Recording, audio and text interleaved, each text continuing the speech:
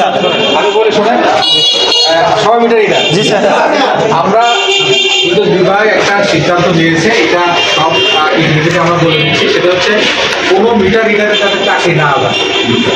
আমরা তো কম্পিউটার লাগাইতে হবে, কম্পিউটার আমাদের লাগাইতেই হবে, তাই মিটার রিডারে কি করবে?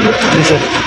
শুধু বিদ্যুতের তো শুধু মিটার রিডিং কাজ না, সেজন্য আপনাদেরকে আমি অনুরোধ জানাবো, সেটা হলো আপনারাও আস্তে আস্তে বিদ্যুতের যে সমস্ত অন্যান্য যে সমস্ত আপনাদের লেভেলের কাজগুলো আছে সেগুলো আস্তে আস্তে ফাইন্ড করার চেষ্টা করেন, শেখার চেষ্টা করেন।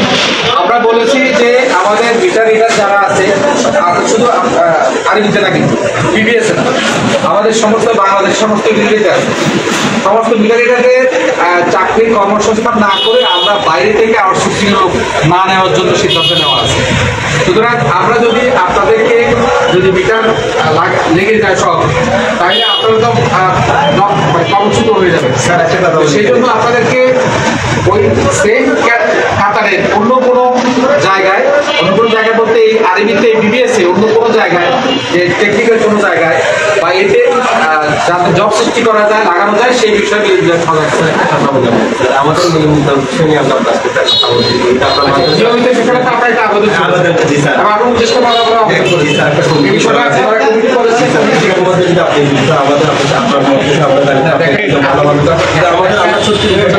একটা যখন বিশেষজ্ঞ কমিটি করেছে, বিশেষজ্ঞ কমিটি বিষয়টা দেখছে। সুতরাং আমাদের কাছে যখন কমিটি থেকে আসবে তখন আমাদের দেখার বিষয়, আমরা কখনোই, আপনারা তো আমাদেরই কারো না কারো আত্মীয় স্বজন বন্ধু বান্ধব পরিবারের সদস্য, আমরা কেমন চাইবো একটা মানুষ মানে সে একটা কি বলে ক্ষতিগ্রস্ত হোক অথবা এই করুক, এটা আমরা কখনো চাইবো না। ঠিক আছে, কমিটি একটা কাজ করতে এবং আমরা সেই বিষয়ে কথা বলি স্যার। আমাদের আপনার কাছে বিশেষ করে আজকে আমাদের পল্লী বিদ্যুৎ সমিতি থেকে আমাদের একটা আবেদন স্যার, একটা হচ্ছে আমাদের করার বিষয়টা নিয়ে একটা কমিটি চলতে চলমান আছে, তার সাথে চেষ্টা করবো আমাদের 15-17,000 আর দ্বিতীয় কথা হচ্ছে যে আমাদের ডিপ্লোমার বিষয় নিয়ে আমাদের জন্য আর যাদের চাকরি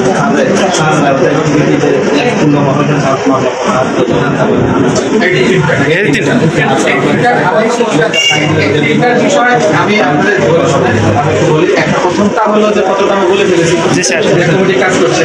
দ্বিতীয়ত আপনাদের চাকরি ছুটির যে বিষয়টা বা যদি এই হয় সেটাও আমি বলে ফেলেছি। আর একটা হলো তাদের চাকরি চলে গেলে বিষয়টা এই টোটালি কিছু অংশ একটা কমিটি দেখতেছে আর কিছু অংশ হচ্ছে আদালতের সাথে আদালতের সাথে যেটা সংশ্লিষ্ট সেটা তো আমাদের সেটা আদালতের মাধ্যমে সমাধান হচ্ছে ততক্ষণ কিন্তু এই বিষয়ে আমাদের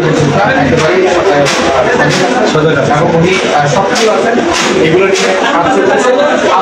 আমরাও চাই আপনাদের মতো একটা সুন্দর ফয়সালা কি হবে আমরা এটা জানি না, সকলের জন্য মঙ্গলজনক একটা ফয়সালা। আপনি আমি